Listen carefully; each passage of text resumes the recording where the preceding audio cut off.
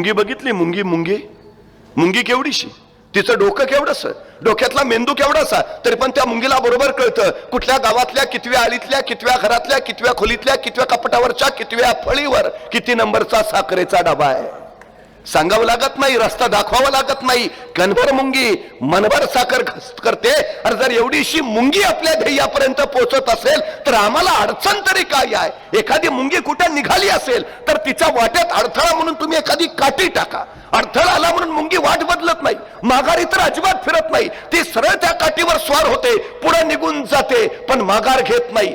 मुंगीला जाऊ द्यायचं नाही पुढं. एखादा मोठा दगड आडवा ठेवा. आता दगड आडवा आलाय, मुंगी वाट बदलत नाही, माघारी तर फिरत नाही, सरळ त्या दगडावर चढते, स्वतःची उंची वाढवून घेते आणि पुढे निघून जाते. तिला जाऊच द्यायचं नाही. तिच्या समोर पाणी होता, पाणी आहे, मुंगी वाट बदलत नाही, माघार तर अजिबात घेत नाही.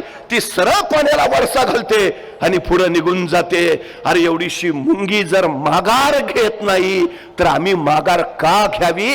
काही होऊ द्या, माघार घ्यायची नाही. हे छत्रपती शिवाजी महाराजांनी दिलेलं आम्हाला यशाचं सूत्र आहे. तुमच्याकडे काय आहे काही नाही, काही फरक पडत नाही. तुम्ही कोण आहात महत्वाचं नाही, तुम्ही काय करता आहात हे महत्वाचं. आता कोण आहात महत्वाचं नाही, तुम्ही कोण होणार आहात ते महत्वाचं.